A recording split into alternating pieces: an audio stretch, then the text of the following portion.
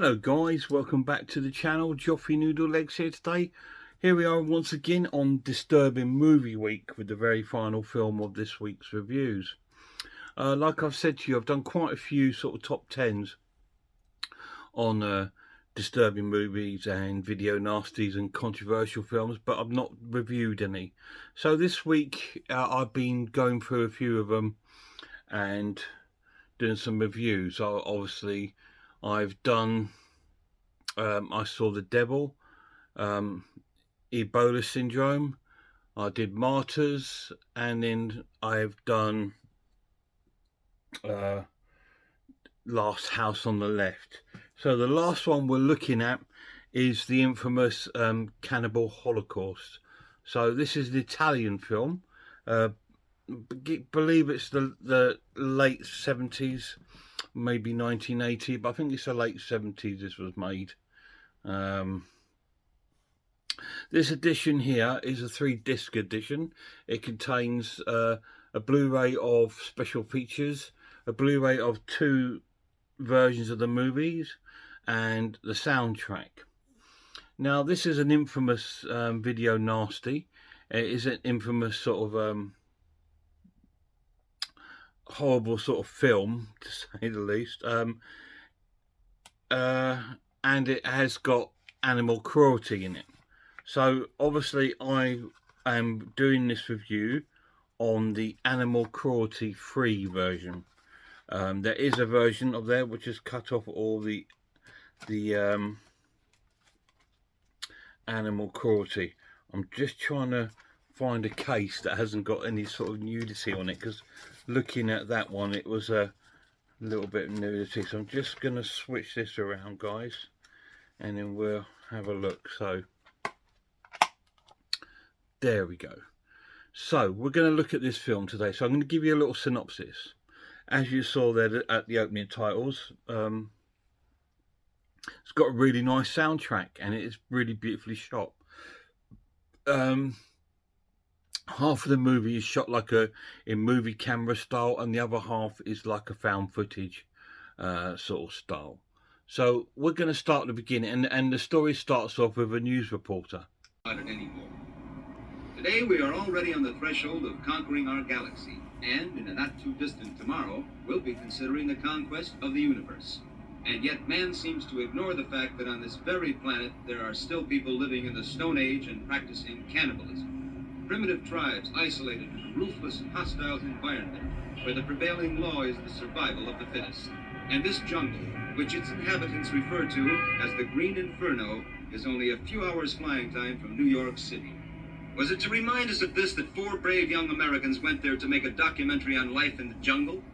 Was it also to remind us, for instance, that before venturing into space, we should become more acquainted with the planet we live on? 4 young and fearless Americans, children of the space age, armed with cameras, microphones, and curiosity. Alan Yates, the director famous for his documentaries on Vietnam and Africa.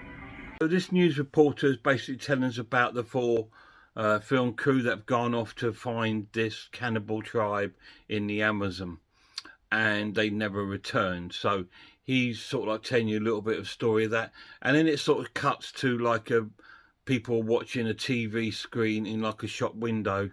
In Brazil and Peru, they are about to board a plane that will take them to the Rio Ocoro, a last outpost from which they will continue on foot, deep into the Amazon jungle, into the area known as the Green Inferno.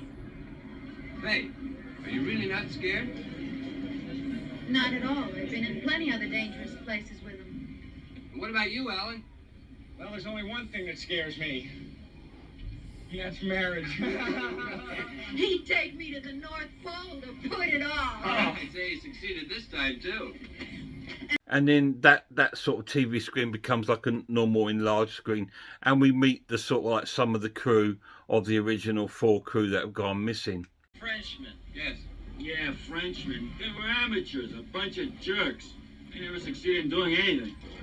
For us, the difficult doesn't exist, and the impossible takes just a little more time. We'll be back. We'll be back. We have Felipe, our guide. Say hi. And cut back to the news reporter who tells us about a professor who's going out to the Amazon on a sort of not a kind of rescue mission, but to find out what's happened to them. Professor Harold Monroe, NYU's noted anthropologist, has taken part in various expeditions exploring primitive cultures, but this will be his first journey into Amazonia.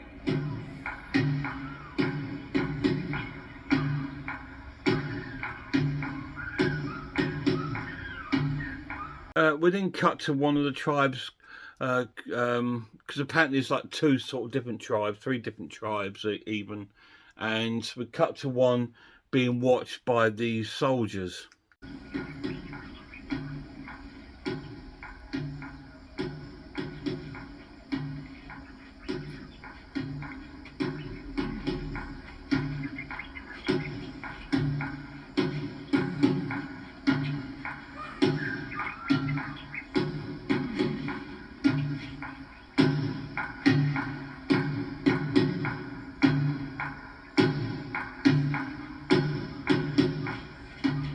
These soldiers go on to sort of attack these cannibals, and one of them blows a dart into one of the guy's arms, and I think he ends up dying. Don't really see much of that, but they're sort of like chasing these cannibals off.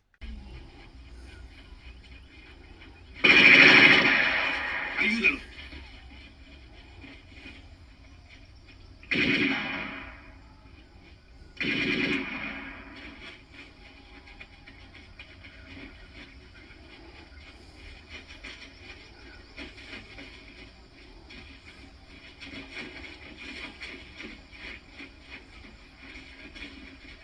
Cut to the army guy, the black dude, back at their base, and there's like one of those aeroplanes that lands on the water, turns up, and it contains our professor, who is sort of gone there to sort of talk to him to arrange like an exhibition sort of out into the Amazon, in or Green Inferno if you want to call it, to try and find this tribe.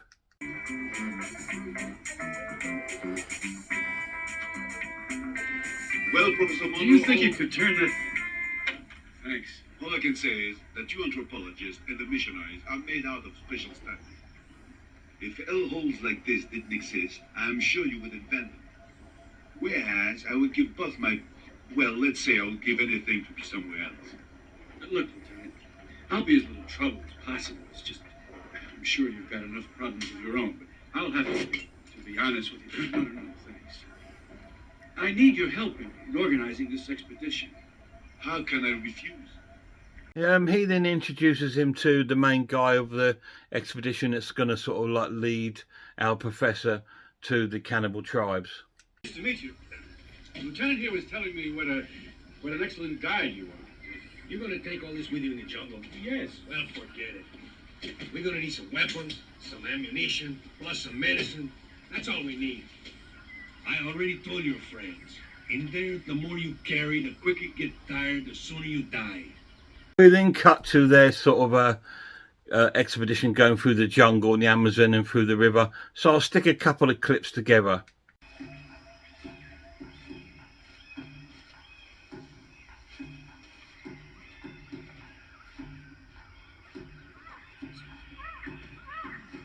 worried about you. You can't afford to waste your strength helping that savage.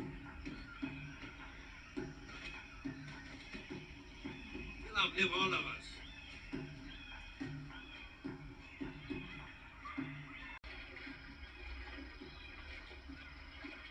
Come on. There may not be any piranhas. There's always a few hungry cavemen around.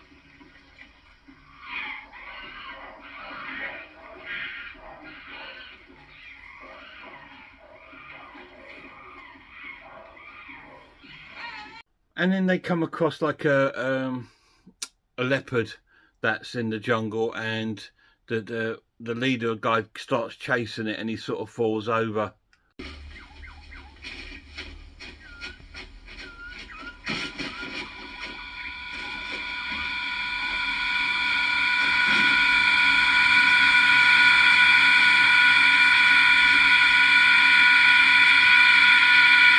We see the remains of a human being, and then we cut to by the riverbank where we see one of the cannibal tribe dragging a woman with a rope up by the riverside, and then he brutally sort of murders her with a rock up her. I don't know what it is. It's some sort of ceremony that they're doing. The professor wants to intervene, but the other guy says no. This is one of their sort of like rituals. Anyways, this woman gets killed, quite disturbing and disgustingly, and she's put on a boat and sort of like drifted off. And then they sort of shoot their gun in the air because the now that cannibal guy's on his own, and they're going to try and follow him.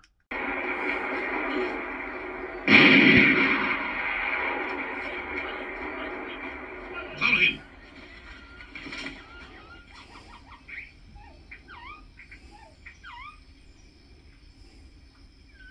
Well, it is no masterpiece, but it'll do. Can you guess what it's for, Professor? Don't let me try, Chuck. Please, let me try. Okay, is it possible that this way they won't know how many of us there are until we can talk with them, huh? He's learning fast, Miguel. Terrific. Just terrific. After a bit more sort of persuasion and stuff and things, they finally meet one of the tribes. One of the tribe leaders tries to sort of explain to them in his own sort of visual way, I think a little bit about other people that have been through their village.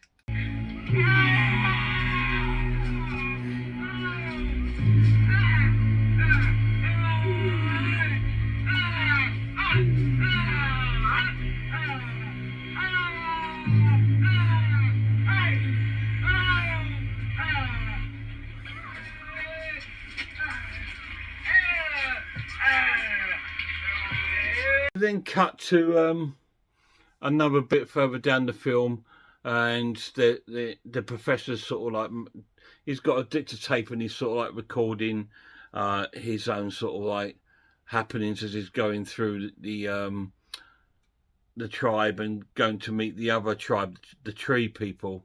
Of the matter which no white man has ever seen before. This area is under the domination of two cannibal tribes. They are so fierce, they're feared by all of the tribes in the area, including the tough, courageous warriors of the Akumo tribe. These two superpowers of the Green Inferno are perpetually at war with each other. The Yamamomo, the tree people, and the Shamatari, the swamp people. Each considers the other fair game, hunted and then eaten. Other now with the tree people, which is another tribe, because there was another sort of scene where we got one tribe have captured a couple of women from another tribe, and one of the women has been killed, and they're sort of splitting her open down the front to eat her insides, and the other one's being raped quite viciously.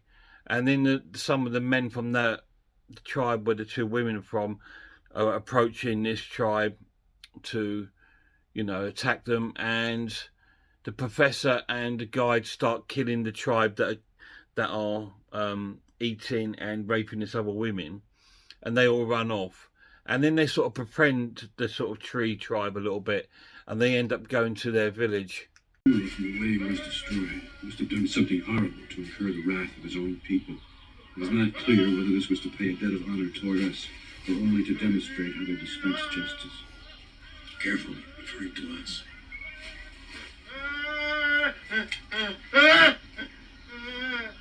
So the witch doctor there is sort of like doing some sort of ceremony, and the professor is starting to see things there of the 4 film crew that have gone missing.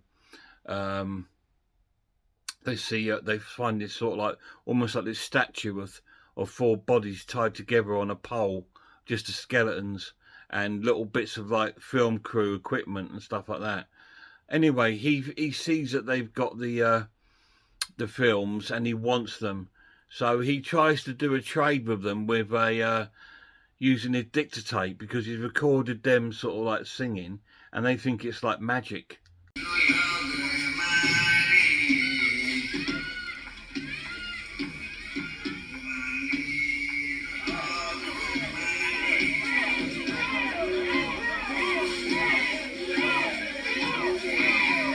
and it works. And they trade obviously the dictaphone, and the tribe sort of like allow them into the village and sort of like welcome them almost.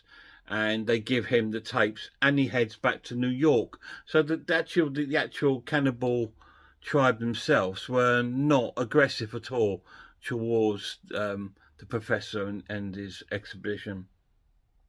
They kind of like, were quite acceptable. Anyway, so then he takes the films back to New York, where he shows some of the other TV producers and filmmakers about. He shows them the tapes of the 4 filmmakers, and this is where the film gets disgusting and very disturbing, because the 4 filmmakers were extremely abusive towards the cannibal tribes. Not only that, they've killed animals. They've killed a turtle. They killed a pig, a real animal, a real turtle. There was animal cruelty in the film, and they actually no sort of morals at all. And they find one of the cannibal women, and one of the original 4 film crew rapes her, and she ends up being killed by her tribe, by being sort of put through the stake like that, which is horrendous. Which again I can't show you. Everything from these film clips from these 4 I can't show you, because it's depravity in its utmost, and they're disgusting, and they put a lot of the cannibal tribe into a hut, and they set the hut on fire. So it's disgusting, and eventually the cannibals go out to get their revenge on them, and they all get brutally killed, and in awful, disgusting visual ways, which I'm not going to tell you because it's not really nice. But that's all I'm going to tell you. I've given you quite a big synopsis on this film, because it's quite a good story, and the story is very, very sort of like intriguing. Although there's got animal cruelty in there, real animals. Like I said, this edition, which you can buy from, I think, is it Blue Thunder? Not quite sure the name of the company. But this version you can buy has got the animal cruelty free version. So all the animal cruelty has been cut out, so you don't see any of it. And it makes it into a more sort of like, I can't say enjoyable, because it's not really enjoyable. It's watchable and interesting. And I think it's an important film, really, because it just shows that our human beings are just horrible to other human beings, especially when it's a tribe that doesn't really know anything about the sort of like our ways or anything like that, and they're just disgusting to them, and they kind of get what they deserve, you know what I mean? But it doesn't make it right, and there you go. So what do I think of Cannibal Holocaust? I think it's a good film, a very interesting film, an extremely difficult watch. It is probably still the most disturbing film that I own and have seen. No, there's more disturbing films than this. A Serbian film, Salo, are very, very disturbing, but they're despicable films, and I will not own them. This one I own because it's got a good story and it's watchable. And it is quite an intriguing story, because there's loads of cannibal films that came out in the sort of 70s and 80s from Italy, and this is the most infamous one. And then obviously Cannibal Ferox, and Cannibal the Mountain God, Cannibal Man. There's loads of them that come out, and most of them have animal cruelty in it. Now, the Eli Roth film that came out not too long ago, called Green Inferno, which is his tribute to this sort of film, doesn't have any animal cruelty in it. So it's a lot more bearable, and it's nowhere near as extreme as this. So the pluses of the film: It looks amazing still. The transfer is fantastic. It's just got a 4K release, which I won't be buying because I've just got this. I don't need to own it again. It's just got a 4K release, so you might want to pick that up. But I don't know if that has got the animal cruelty free version on it. I don't know, so I cannot recommend that to you. It's convincing. The tribe look like a real tribe. There's a lot of backstories behind this film where the director was up for murder because they thought that the people in the film were actually killed, and then he had to prove to them that there wasn't. So that's quite cool backstory. The soundtrack is amazing. I love the music in the film. It's beautifully shot, apart from all the gore and the sort of bits of penis amputations and women being raped and disgusting deaths. Apart from all that, it's beautifully shot, as you see quite a lot of the jungle shots in there. The minuses of the film is got to be the animal cruelty side of it. I don't know what they were thinking about, and I don't know why in these cannibal films they still think that was acceptable, because it's not. You know, we know it happens. We know these tribes are people that kill animals and eat them, but this wasn't the tribes. This was the people. This was them, and they were just being cruel to the animals, and there was no need for it. And there you go. That's the minus. All right, I'm going to score the film now. I'm going to score the film an awesome watch, and I'm going to give it an 8 out of 10. I can't score it any higher because of the animal cruelty, and also because of the extreme violence and rape scenes. I cannot score any higher than that. But 8 out of 10 I think is a fair score for Cannibal Holocaust.